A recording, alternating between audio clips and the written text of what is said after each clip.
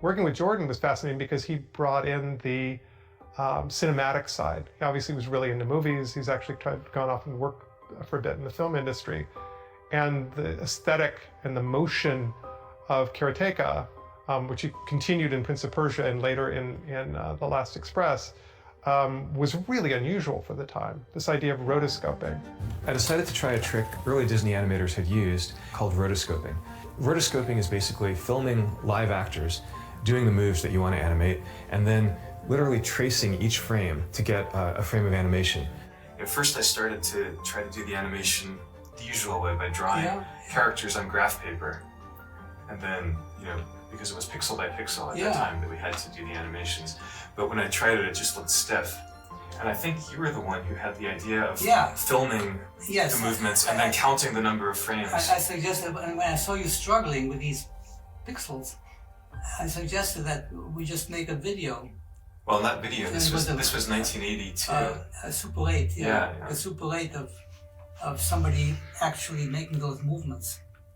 I thought, I didn't remember that, And you were actually a model at one point because I started by filming our karate teacher, Dennis, doing the punches and the kicks, advancing and retreating, but then later on I realized that the character would need to run, like that it was too slow to move in that karate stance throughout the entire palace, so I needed someone running, and so you put on a karate outfit, and we went out into the woods in front of the house in Chappaqua, and I filmed you running in Super 8, and also the climbing up onto the cliff at the beginning of the game, that was you, climbing up onto the hood of the car in the carport. I'd forgotten that. We're wearing, I guess, I don't know if it was my karate suit or... Mom's probably. Yeah, you were probably wearing Mom's gi. Yeah. And you had never taken karate lessons, but you did the running. Yeah, so what I did was I put that Super 8 roll of film on the Moviola, which was, it was a screen with a rear projection, and you could turn the crank and stop on a particular frame, and then I would put a piece of tracing paper, I would scotch tape it to the screen and trace the outline of the character with a pencil, and then wind it a couple of frames ahead and then do the same thing. So I ended up with all these little sheets of tracing paper with outlines. That was a breakthrough actually in video game technology, because nobody had done that before you. I mean, it really goes all the way back to silent film. I mean, I found out later that the early animators had done this. In Snow White, Disney's animators had actually, not for the dwarfs and the animals, but for Snow White and the Prince, the more human characters. It's kind of an obvious idea because everybody knows that real live movements are totally different from what a cartoonist would draw.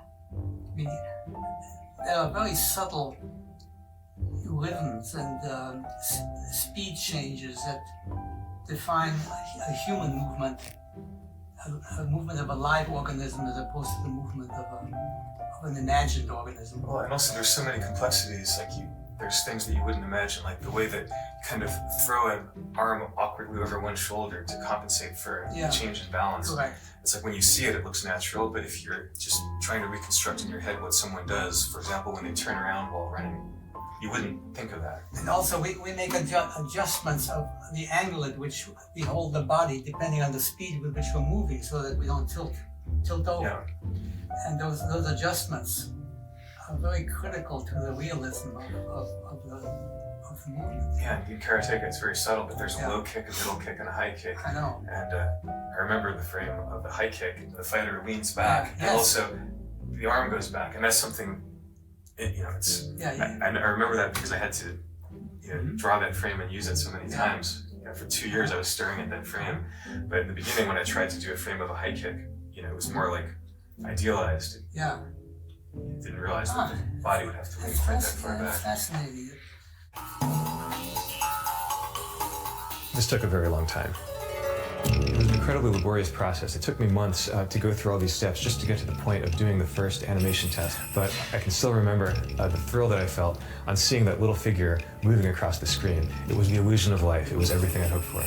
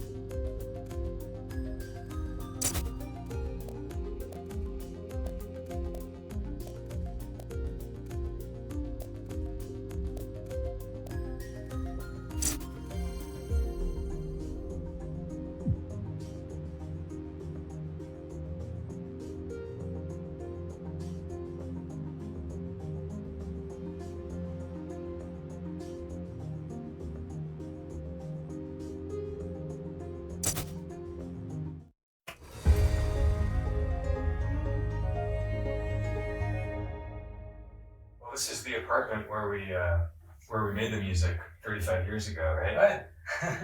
And I sat right here. Right. It was. You sat. Where did you sit? There or here? Well, I don't remember. It's been 35 years. But you had your laptop.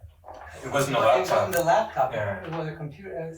What was it? An Apple. It was an Apple II computer. The music that was there, just on the Apple II, was fantastic, and it just sort of like gave you a sense of, like sort of a score, happening during your game, and it was one of the most impactful as far as just remembering it as a total experience of a game that I've had in a long time. I remember with Karateka the music, and there wasn't a whole lot of it in the game, but there were a few tunes that played at key moments, and I remember the opening music had a big impact. And it was interesting with the Apple IIc because it was a single unit and there was a speaker built into it, and so when you put your hands on the keyboard, if you had the volume really loud, you can feel the vibration of the music being played through the speaker. And Karateka, for some reason, I remember that opening tune. I haven't heard it in I don't know how long, but I'm sure if I heard it I would recognize it immediately. But I just remember the music having a big deal. I knew from early Disney animation and silent movies how important music was to tell a story and make it emotional. But I wasn't a musician. So I turned to my dad. He was a businessman, not a professional musician, but he was a really good classical pianist.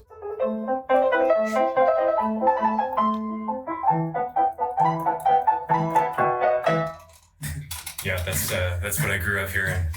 So Karateka was your first composing job. Yeah. And not all games had music at that time. It was, technically it was difficult to get music into the game because the Apple II processor could only do one thing at a time. Yeah. So anytime we played music, the action on the screen had to freeze. For example, we couldn't play the music while the princess was walking. Right. So we had to design it in such a way that like the characters would pause, then we would play a little bit of music, then we could animate.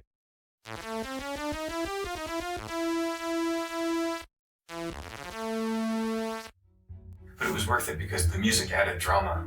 Even the idea of using music in a video game was novel at that time. I even observed to you that none of these games use music. They have clicks, and they have loud clicks and soft clicks, and sometimes they had beeps, but they never had music.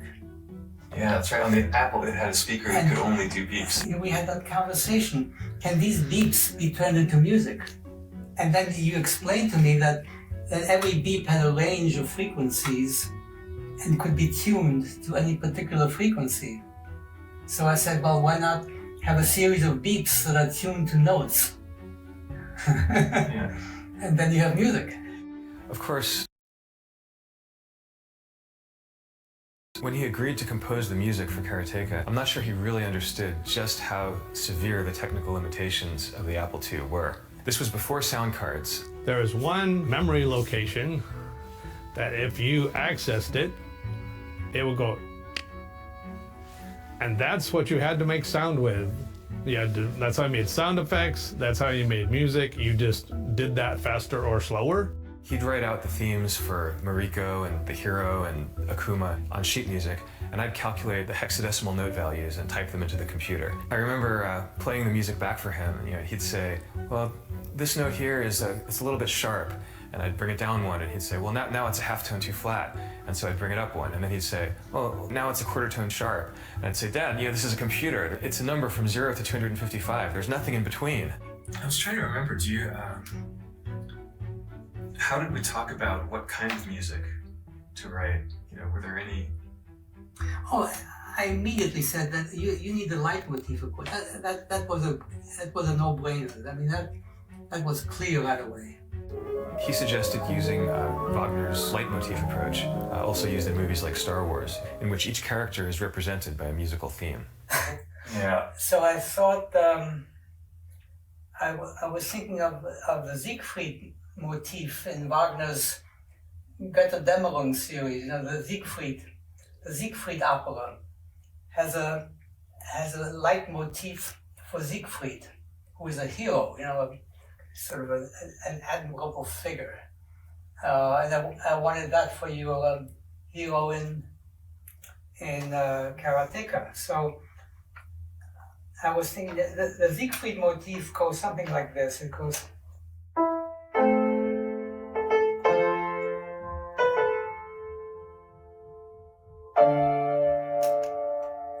And then it goes in.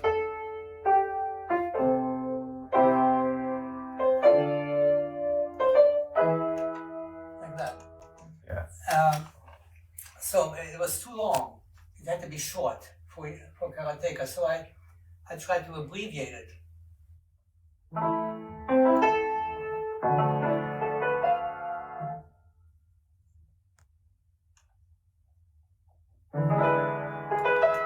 Like that. Yeah, except that I couldn't play notes simultaneously. Yeah, but like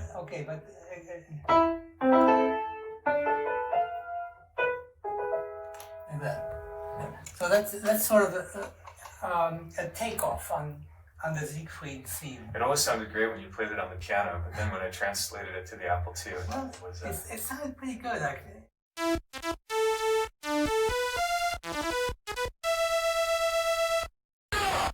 And then we did the Akuma theme. It's sort of a menacing.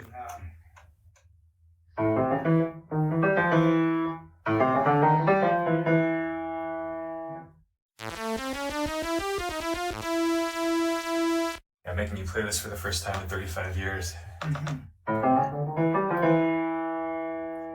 then the danger theme, which is sort of related to Akuma. So we used this.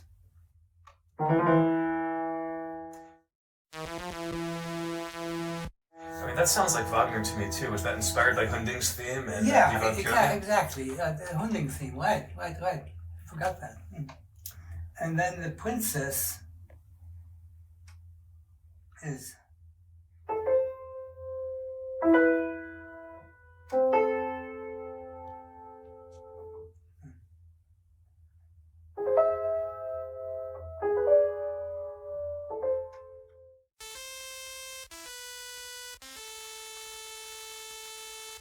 I thought the music was played at the right moments. Like it was all set up very dramatically, to play on the story that I think was being implied. And, to me, it sort of was a precursor to all the stuff that came later. But yeah, for Karateka we had the hero's theme and then the villain Akuma's theme and then the princess's theme. Right. Just very strong flavors. Yeah, but what you're reminding me of is how new that idea was at that time. The very idea, the very possibility of having music in a video game, where there are no notes available, where you can only have one beep at a time. It's not obvious that can be turned into music, Yeah, and it was important for creating the mood. When you have a character sort of 40 pixels high, you don't have camera angles, you don't have lighting, but you want to show that this one is the villain, and this one is the princess in distress. The music, just even if it's just a few notes and you don't really have orchestration, Right. It tells you right away who's who. So it's amazing what we accomplished with that, really.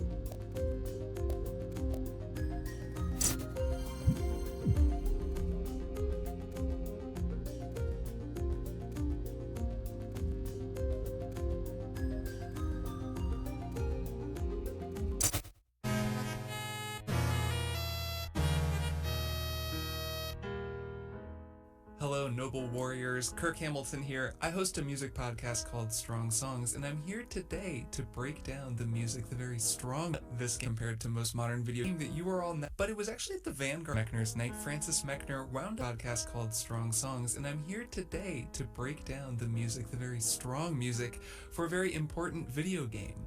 This music, composed by the great Francis Mechner, wound up setting the template for a lot of video game music that would come in the decades after it, but this game was one of the first. Of course, the music I'm talking about is the music for the game that you are all now playing, Jordan Mechner's 1984 martial arts adventure, Karateka. Karateka may seem like a simple game when you look at it, and compared to most modern video games it is, but it was actually at the vanguard of a lot of pretty cool things, particularly with regard to narrative.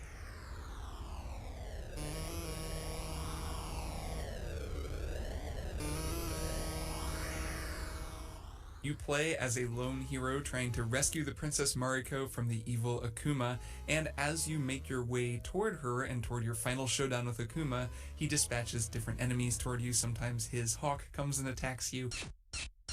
And there's kind of this sense of narrative unfolding over the course of the game. That narrative is greatly enhanced by Francis Mechner's music, which uses a technique called leitmotif to establish different motifs or themes for characters and events to give you a sense of a narrative unfolding musically in addition to the narrative that's unfolding in front of you on the screen.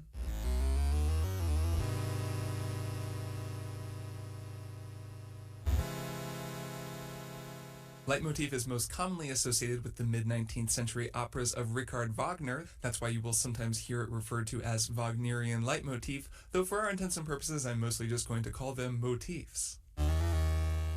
So we're going to get into those motifs here, and I'm going to hopefully help explain how they're working musically, which will then explain how they're working in terms of the game's narrative and the sort of overall flow of Karateka, helping tell that story and build that narrative. My goal is that when you play the game after having listened to this, you'll have a kind of clearer sense of those motifs and how they're working in the service of the narrative, and that more broadly you'll have a better sense of leitmotif in general, because it's not just in this game, it turns up all over the place. It's a really cool concept, and it lets you kind of unlock the musical storytelling that's going on in a lot of different art across the artistic spectrum.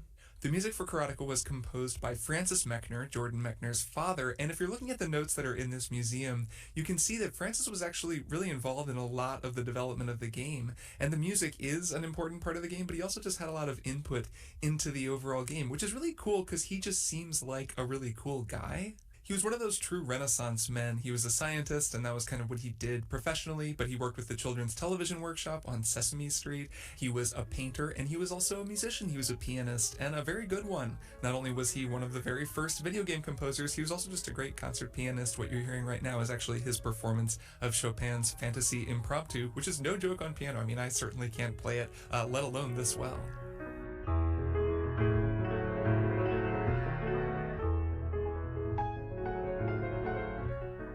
Mechner was coming from the world of classical music when he wrote the motifs for Karateka, and you can hear that in the music. It is unusual. You don't hear these kinds of harmonies in most video games, and that makes the Karateka soundtrack stand out even all these years later. So let's go through all these motifs. First of all, a note up front, I am using the Commodore 64 version of the soundtrack because that is richer, because the Commodore 64 was capable of more simultaneous pitches than the Apple II. And there is an interesting difference there, but I kind of want to stick with the one that has all of the notes instead of the one that only has a few, even though the Apple version sounds kind of cool. Of course, you can play either the Apple or the Commodore version in this collected version of the game. Just to give you a sense up front though, so you can hear what they both sound like right here, this is the Apple version of the main Karateka theme.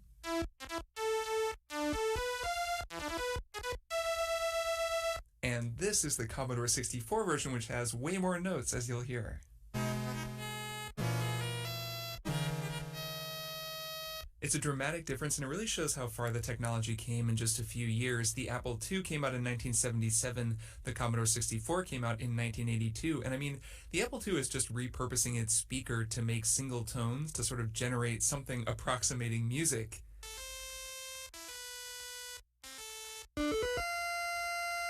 While the Commodore 64 had an onboard multi-timbral synthesizer, which means it could make multiple voices at once, it was designed to make music, and it gives a game composer so much more flexibility. Here's that same music on the Commodore.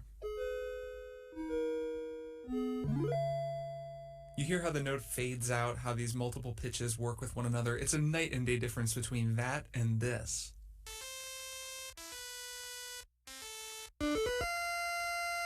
Now, I don't know if you noticed this, but the Commodore version is actually a little bit flat compared to the Apple version. That means the notes are a little bit lower. The Apple version is tuned to the A440 standard, which is the standard tuning for most instruments these days. The Commodore 64 version is a little bit flat. It's like, I don't know, 7 cents flat or something. So I have retuned my sampled piano so that I can play along with the Commodore version, and everything you're going to be hearing is a little bit under A440. So to those of you with perfect pitch listening to this, sorry. That main triumphant but minor keyed theme from Karateka is probably the most important single motif in this soundtrack. Just to run down the other ones, there is Akuma's theme. There's Mariko's theme, the captive princess theme.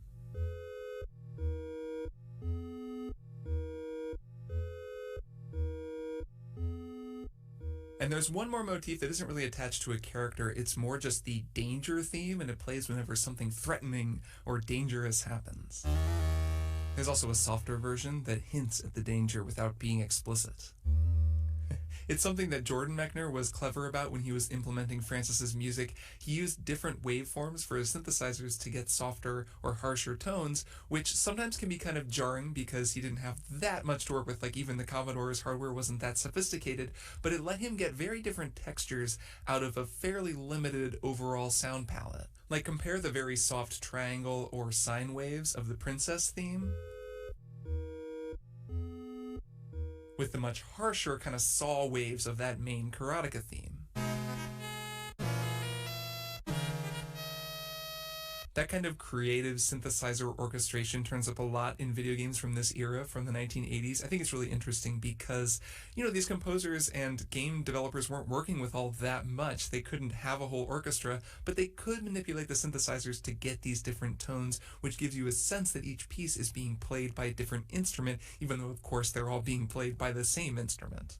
The Commodore version of Karateka gets to experiment with that kind of orchestration right off the bat. During the opening text crawl on this version of the game, there's music behind it that actually opens with the sound of the wind, which is very dramatic. And then the music comes in, weaving together all of the motifs that you're about to hear in the game that you're about to play. It's very much in the mode of an opera's overture, which takes the same approach.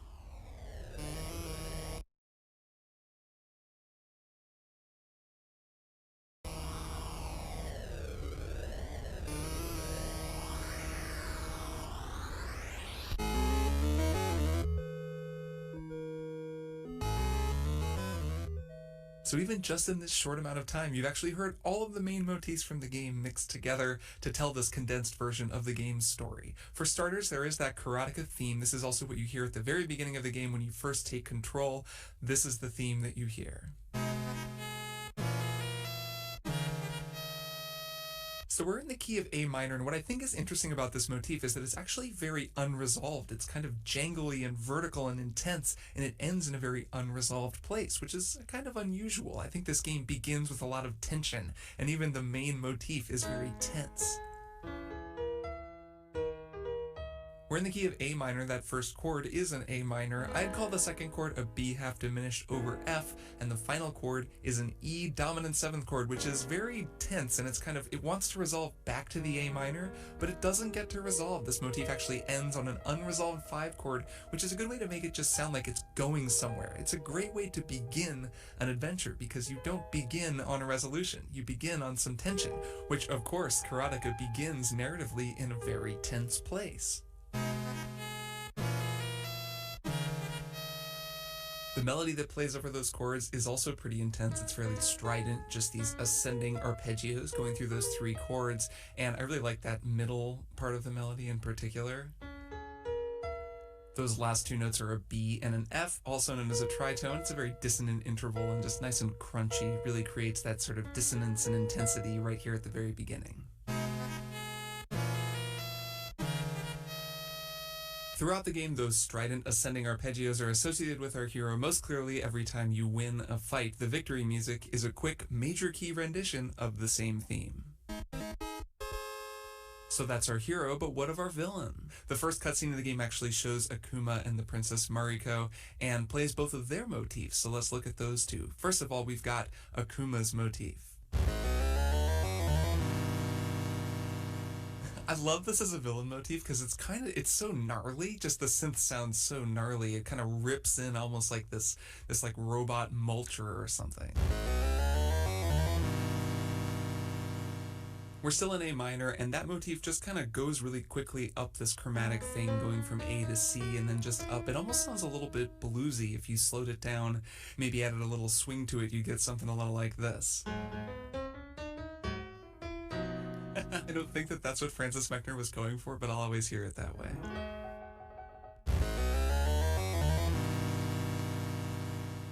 Immediately after Akuma's theme in the opening cutscene, we hear the princess's theme because he is there with her, putting her in her prison cell.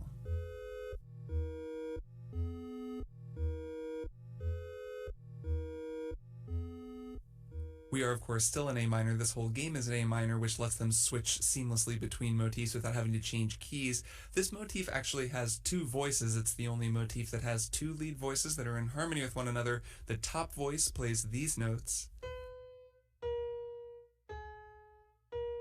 and the second voice plays these notes. So when you put them together, you get this.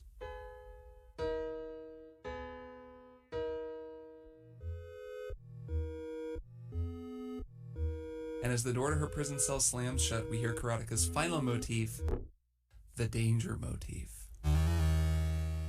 The most straightforward motif in the whole game, this one plays whenever Akuma dispatches a new henchman to try to stop the hero. This is just a simple 4-note motif starting on E flat and ending on E. It's a chromatic line, which means that it's moving by half steps, which is the shortest distance between notes on the piano according to the Western chromatic scale, and it's the tightest interval you can have, which just gives it that kind of close, uncomfortable feeling. Playing two notes a half step apart right next to each other is a very dissonant sound, and half steps are commonly used in film scores and in opera to denote evil and danger. One of the most famous danger motifs of all time, after all, is just a simple half step.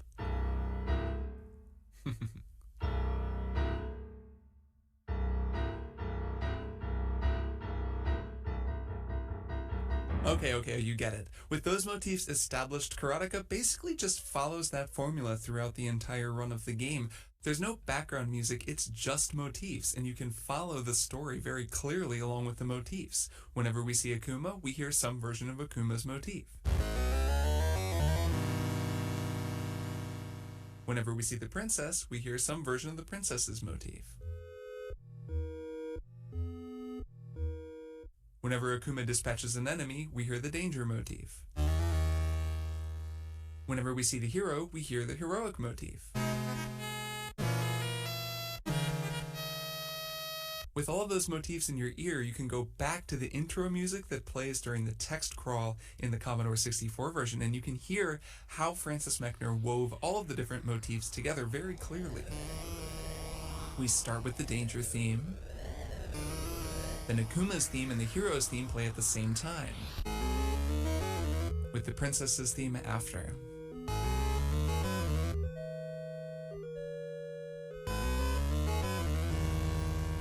Something similar happens toward the end of the game. When the hero finally breaches Akuma's fortress, you hear a combined version of their two themes.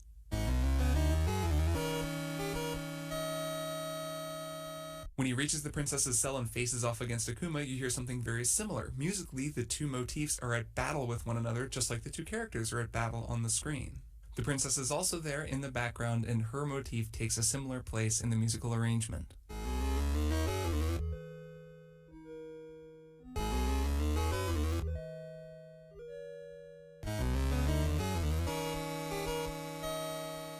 And if the hero can defeat Akuma and rescue the princess, when the two of them embrace, you hear a version of the princess's motif that is moved into A major, a much brighter and happier sound that turns those mournful, soft, rounded synths into something really lush and beautiful.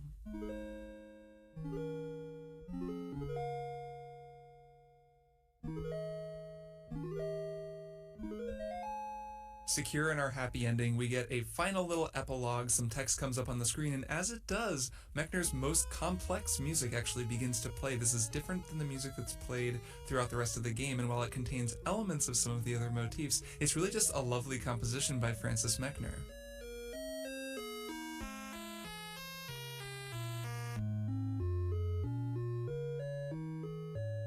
It's a contrapuntal composition, specifically a two-voice contrapuntal composition, which means that two different voices are moving in counterpoint with one another. You can picture it as kind of two different lines, two different melodies that combine together to create the harmony of the piece. The bottom melody is in the bass clef, and it's just kind of moving around, just nice and steady like this. And the top voice is up higher in the treble clef. It's a little bit jumpier. There are larger spaces in between the intervals that are playing, and between the two voices, they imply this nice chord progression that kind of goes from A major to C sharp to F sharp minor, moves back and forth, changes keys quite a bit. It's got that nice B half diminished chord from the original Karateka motif, and it's just a nice rolling musical coda at the end of our adventure.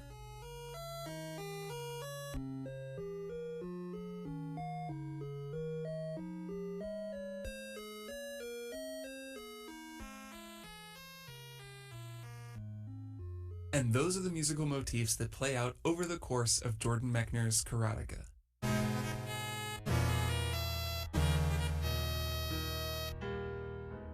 From his strident heroic anthem to his crushing chromatic villains theme, Francis Mechner admirably combined Wagnerian leitmotif with the limitations of 1980s computer sound hardware to help set the precedent for a generation of video game composers while telling a musical story unlike any that had been told before.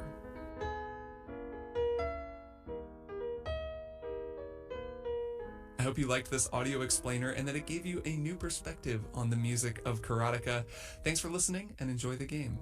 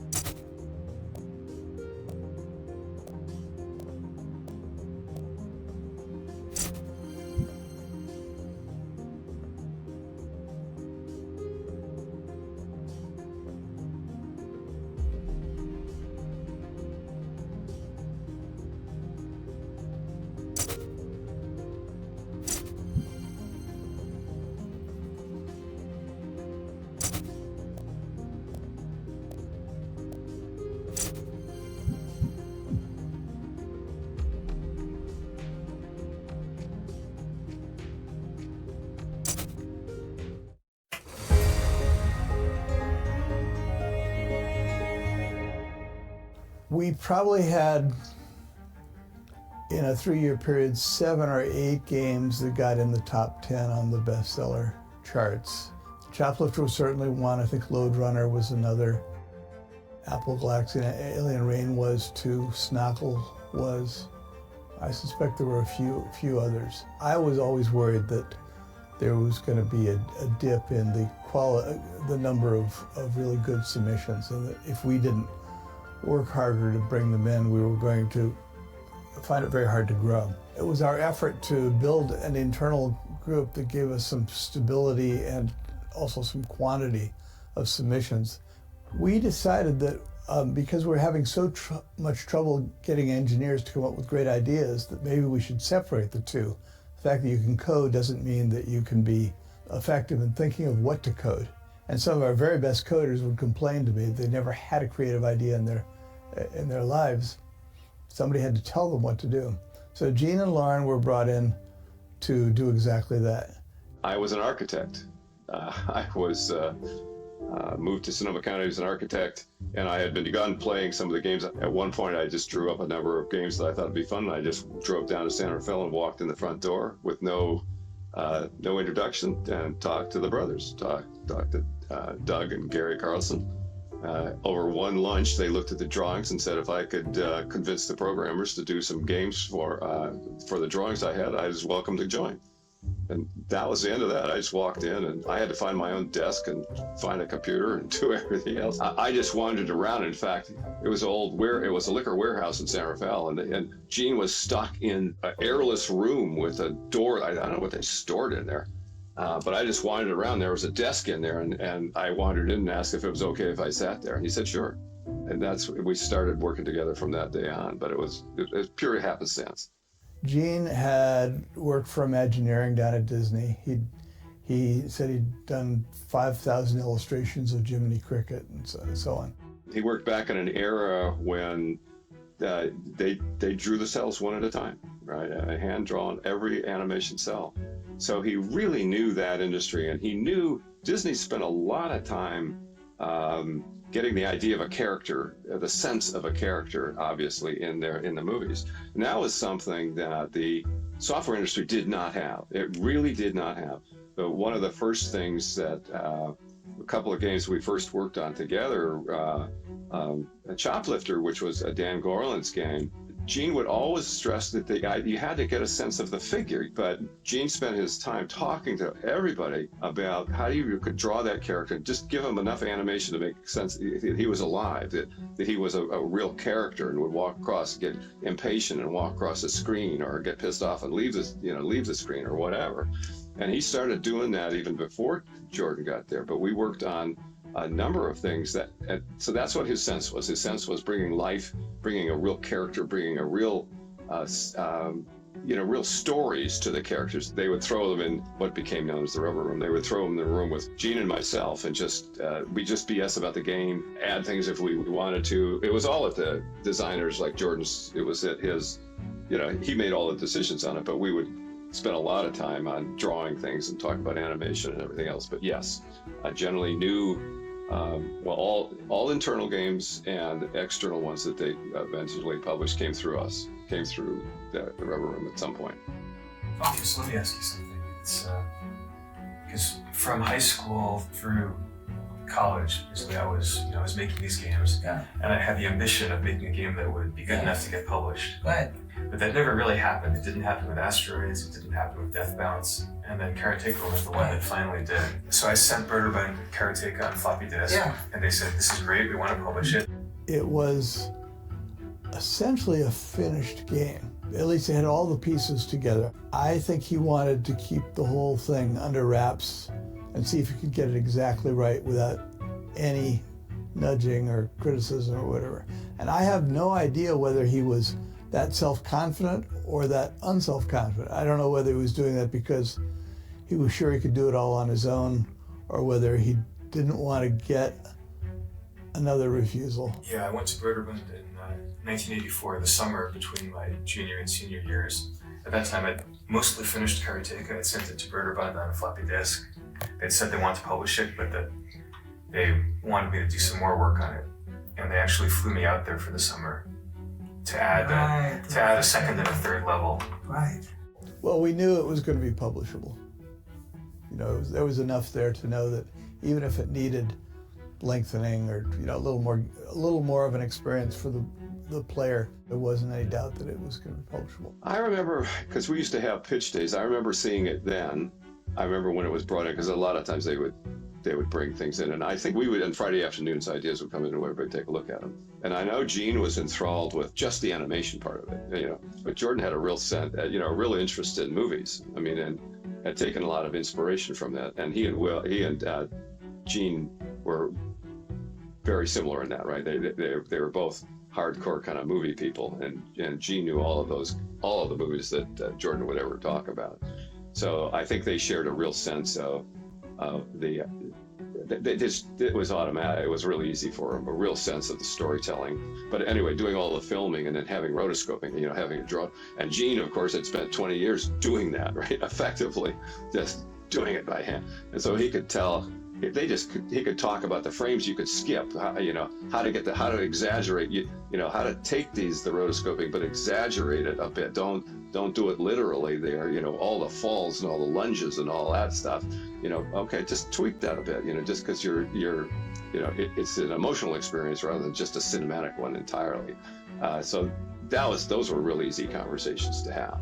So those two, I think, had a good time talking about it. I was learning how to draw all that stuff and do the animation with Gene on it, and he was a great teacher on it. I tended to be more precise, and Gene tended to be more exaggerated. He tended to have lots of land and squish kind of things, where balloons would, how they land and flow out. So the leopard was easy, I think, probably because I was more exact about it. And the idea that you could actually get one of these things in a game was just wonderful, because I didn't get that much of a chance to do that. I think Gene would probably start with the sketch and I would look at it, and then you just did it pixel by pixel. That's all there was to it. There weren't any fancy big monitors. There wasn't a whole lot of previewing all the frames at different speeds or anything like that. So from a sketch, draw it very carefully by hand, and just repeat the process. It's just a very tedious, slow, pixel at a time process, but fun. I enjoyed every minute of it.